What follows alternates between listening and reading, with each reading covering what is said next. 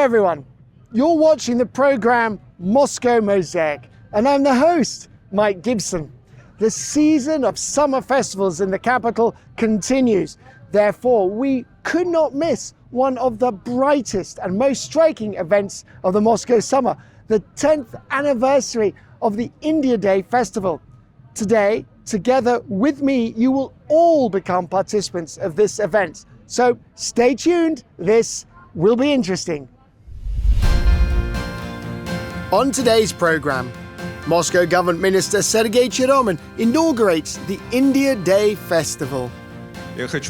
I wish for you all to enjoy this little piece of India that has come to Moscow today. Aerial yoga with me. Side wave up, inhale, exhale. To the left, side wave up, inhale. And we stop, then both arms forward. An Indian dance masterclass at the Dream Island Park. Lotus like this, and forward, and up, and we shake our hands. Yeah, excellent.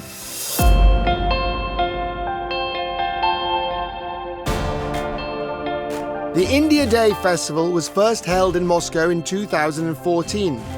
Back then, Sokolniki Park was chosen as the venue, and the event attracted over 15,000 visitors in a single day. Over the past decade, the festival has grown, becoming larger and more vibrant with each year. In 2022, India Day moved to the landscape park of Dream Island, Europe's largest indoor entertainment park. This year, the festival drew over 2,700,000 visitors, surpassing last year's record by more than 500,000 guests.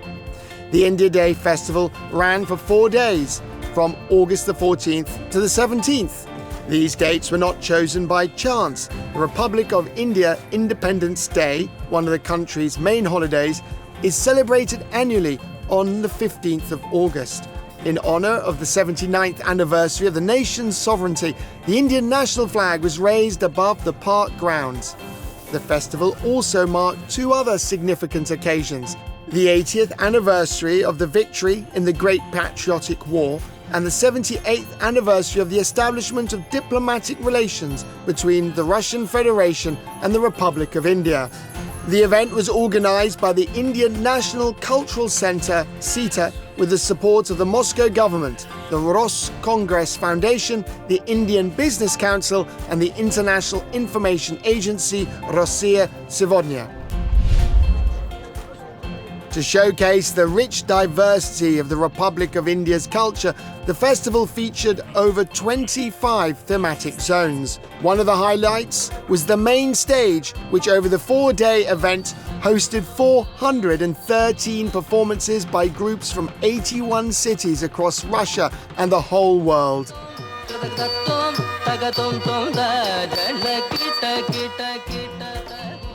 On the first day of the event, the main stage hosted the official opening ceremony.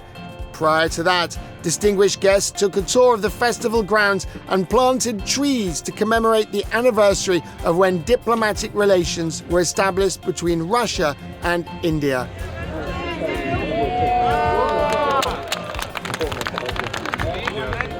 During the opening ceremony, Moscow Government Minister and Head of the Department of External Economic and International Relations, Sergey Cheremin, addressed the festival attendees with a welcome speech.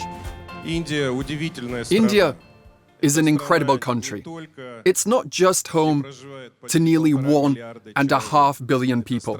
It's a nation of hundreds of ethnicities. India has over 1,000 languages and dialects. And all these people together create a remarkably beautiful, powerful country racing toward the future. A country now renowned for its advancements in space exploration, science, information technology, engineering, cultural development, and of course, scientific research. We are proud that India has become the second largest foreign trade partner for the Russian Federation, including the city of Moscow. I wish for you all to enjoy this little piece of India that has come to Moscow today. The festival's main stage also featured an address by the Ambassador Extraordinary and Plenipotentiary of the Republic of India to the Russian Federation, Mr. Vinay Kumar. You know, one very important thing that attracts our people together is the family values, the values of helping each other, coming to each other's help, a feeling of the community that brings us together. And then there are deep-rooted civilizational and spiritual connect that a lot of people find very attractive in India and among Indians. The opening ceremony concluded with the cutting of a large cake. A cake to commemorate this festival. The festival is now 10 years old.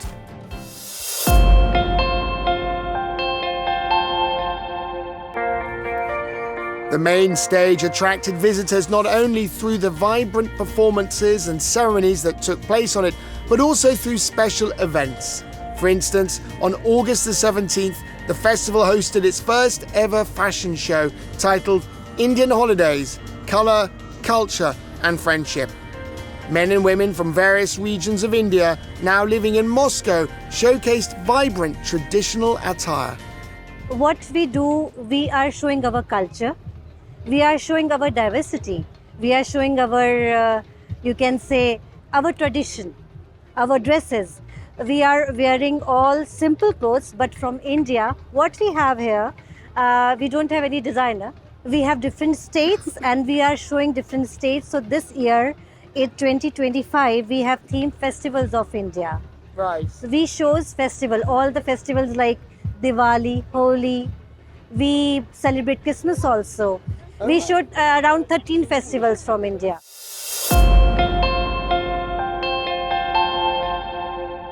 Of course, the Indian festival can't be complete without yoga.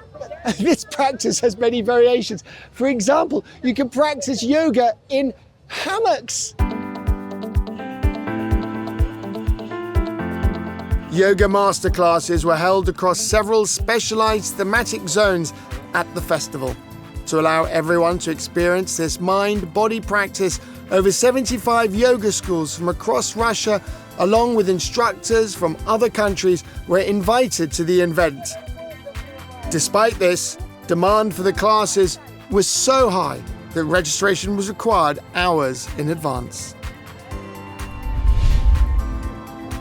One of the most unique yoga variations featured at the India Day was yoga in hammocks, also known as aerial yoga. This practice emerged in the late 20th century with the invention of specialized hammocks for gymnastics training. Aerial yoga combines elements of stretching and Pilates, making it highly appealing to a wide audience. Today, this form of yoga ranks among the most popular worldwide.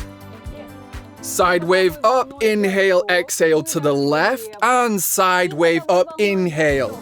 Valentina Kalinovskaya has been teaching yoga for 20 years. 7 of those years she has dedicated to aerial yoga. She came across these exercises online by chance and immediately signed up for training. Aerial yoga is a unique form of exercise. Why? Because it engages muscles that often remain inactive in any other types of workouts. Aerial yoga activates deep stabilizers and pelvic muscles. Now, at the festival here, we naturally always tailor a more adapted, a gentle routine for each individual participating, so that anybody who is here, regardless of what their skill level may be or even what they are wearing, so that they can fully relax and experience the benefits of this style of yoga.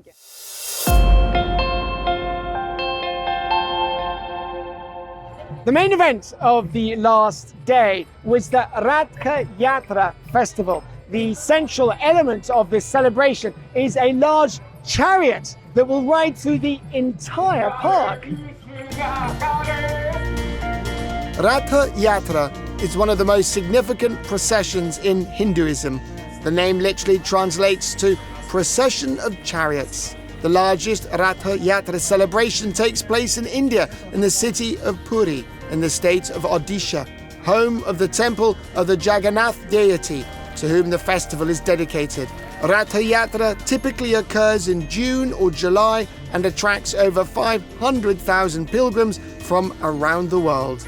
The chariot can reach up to 13 meters in height, with wheels measuring 2 meters in diameter.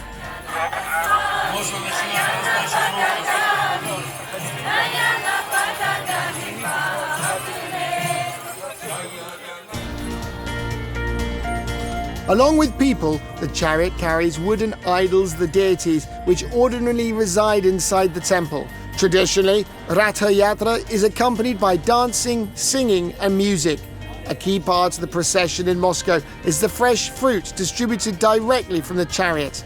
The Ratha Yatra procession was led by the festival's founder and organizer, Sami Katwani.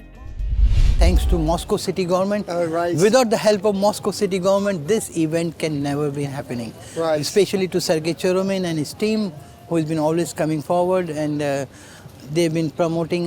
This is because of Russian love and Russian friendship, we are able to do such a big event. So our theme is friendship, unity, diversity, and 80 years of great patriotic war. Right. And let me tell you.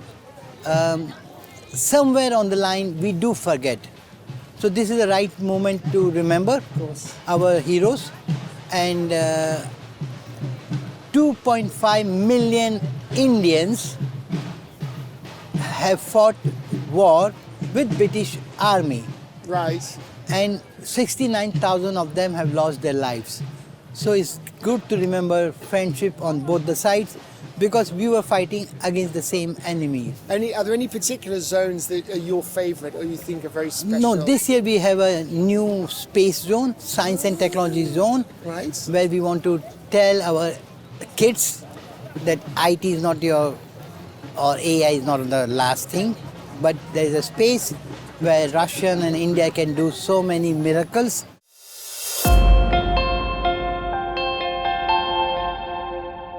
In the masterclass zone, you can actually make something with your very own hands. We're about to create our own flower garlands. Floral garlands are found in many different cultures around the world. These decorations have been made since ancient times. They've even been discovered in the sarcophagi of Egyptian pharaohs. In Hinduism, garlands hold special significance as flowers symbolize creation and rebirth. That's why flowers remain the most common material for decorations to this day. In northern India and Nepal, garlands are called mala, while in the south they're known as malai. They are used to adorn temples, homes and statues, offered to honored guests and presented as offerings during festivals and rituals. And look, it's such a beautiful garland that I've made. No Indian wedding ceremony is complete without flowers. One of the most important traditions is the exchange of floral garlands between the bride and groom. There's even a special name for wedding garlands, Varamala. Visitors were able to witness an authentic Indian wedding ceremony in a dedicated festival zone. Here, already married couples renewed their vows, circled the sacred fire, and received protective charms, including floral garlands. The ritual is always accompanied by mantras and traditional songs. Over the 4 days, nearly 100 couples took part in the wedding ceremonies at the festival.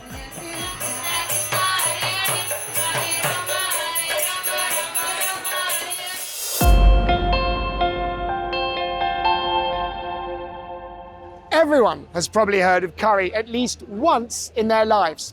However, Indian cuisine is not limited to this dish alone. All the culinary hits of this amazing country are presented right here at this huge food court. Indian cuisine is rightly considered one of the most popular in the world.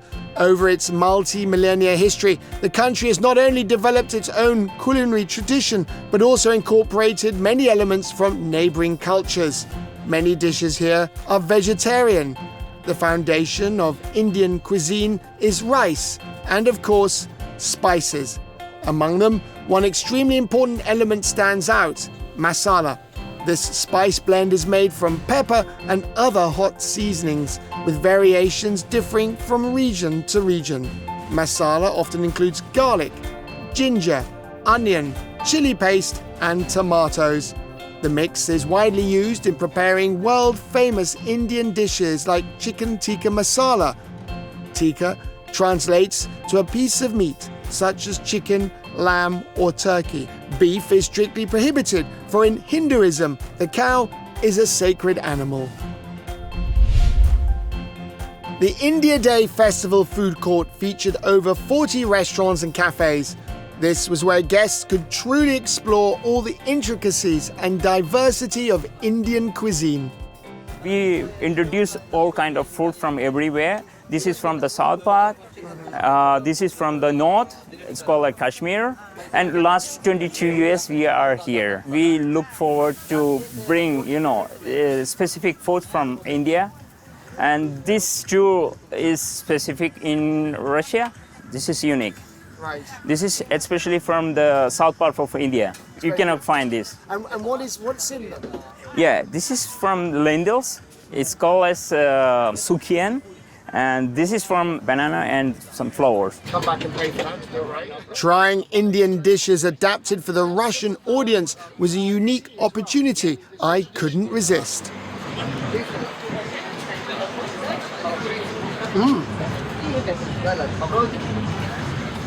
Reaching. And here, anyone who wants to can try traditional Indian puri flatbreads, absolutely free. Puri is a deep-fried dough. In India, it's eaten for breakfast or as a side with spicy dishes like curry. However, the festival featured a sweet version of this flatbread. It was served with powdered sugar as a dessert. At the India Day Festival, the puri was so popular that people were standing in line for it all day long. The restaurant zone offered more than just main courses. Another hit at the India Day Festival was the refreshing drinks made from exotic fruits. We have 3 different flavors. We have guava flavor, we have lychee flavor, and of course mango flavor. And they are all very interesting, and I can say that the most delicious, I guess, is the guava milkshake, because it is very difficult to find guava in Russia. And apart from milkshakes, you've got spices. Tell us about the spices. Are they popular in Russia? Oh yes, they are indeed very popular. You can see the first one is called garam masala. It's made for vegetables. You can try it. It's a vegetable, okay.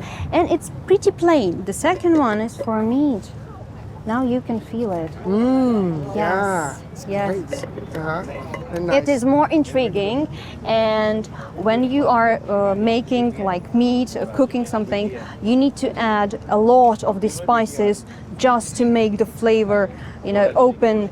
But Russians, they are into the spices, but they don't like a lot of spice. So spices are popular with the Russians, that's interesting. Yes, they are very, very. And are they? Do they like the Indian taste? Are people sort of willing to try new things? It's not about taste; it's about culture.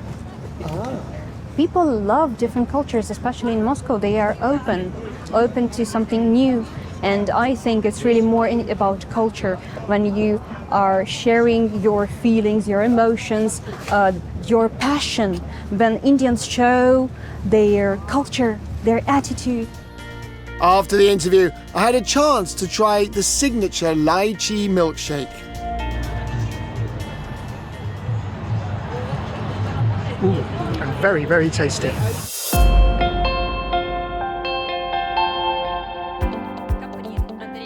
A major highlight of the India Day Festival was the awards ceremony recognizing contributions to the development of Russian-Indian relations, held here for the very first time. The jury included Chairman of the Russian Interdepartmental Commission on History Education, Vladimir Medinsky, Director of the Information and Press Department of the Russian Ministry of Foreign Affairs, Maria Zakharova, Advisor to the President of the Russian Federation, Anton Kabyakov, Deputy Director of the All Russia State Television and Radio Broadcasting Company, Dmitry Kisilov, and many others. The 10 award categories covered all key areas of cooperation between the two countries, from culture and education to medicine and IT.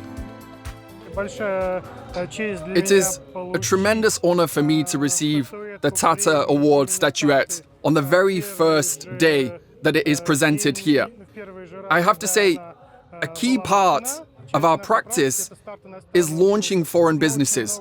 We provide extensive consulting to Indian businesses on entering not only the Moscow market, but also the markets of the Russian Federation's regions.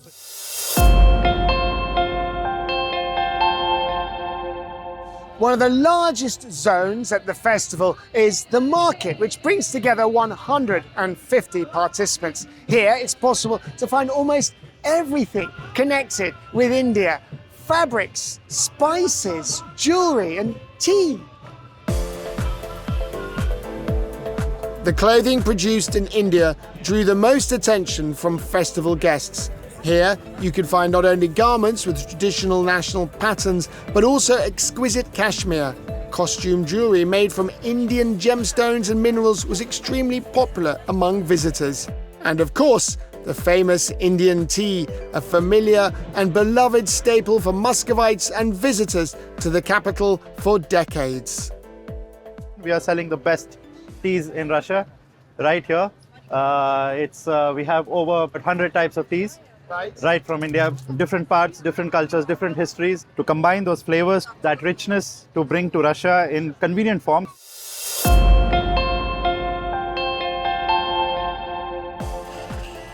Music made up a large part of the India Day festival program. It could be heard not only on the main stages, but throughout the entire park. One of the festival's most vibrant musical groups performed on traditional Indian drums, accompanied by national dances.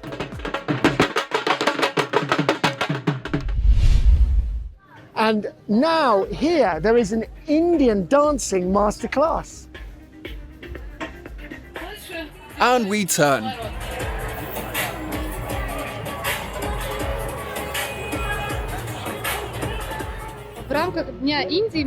As part of India Day, we held a Bollywood-style Indian masterclass. It involves simultaneous movement of the head, chest, hips, legs, and even the fingers. So it's a very complex set of movements, which is why Indian dancing helps to maintain overall levels of physical activity. I truly believe that festivals like this are absolutely essential because people come, they see the friendly atmosphere, they can relax and express themselves. While filming this program, I even managed to learn a few basic Indian dance moves. Here we ring the bell and we offer incense to the gods. Wow. As in previous years, one of the most vibrant venues is the Holi Colour Festival. Here, not only do people throw coloured powders at each other, but they can listen and dance to DJ sets. Holi is an annual spring festival in India, taking place in February and March, and lasting 3 days. On the second and third days, it is customary to throw coloured powder and splash tinted water on yourself and others. At the India Day Festival, for all 4 days, the Holi celebration was held in the disco zone, where visitors could immerse themselves in the country's culture through dancing.